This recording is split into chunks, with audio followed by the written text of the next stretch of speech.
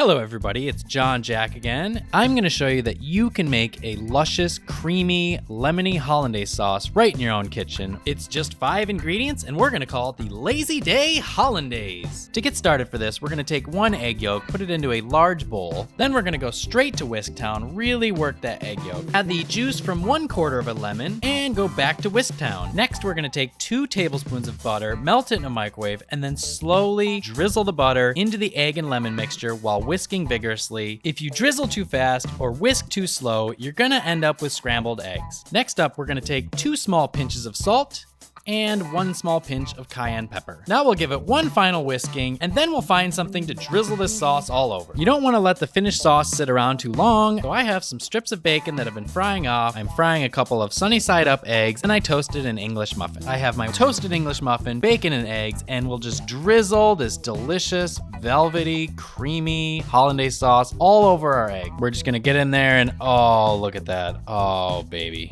I want that. And there you go, that's the Lazy Day Hollandaise. A delicious buttery sauce, drizzle it on anything like salmon or steamed vegetables like asparagus. Thank you so much for watching. I'm John Jack and I hope you eat something good today.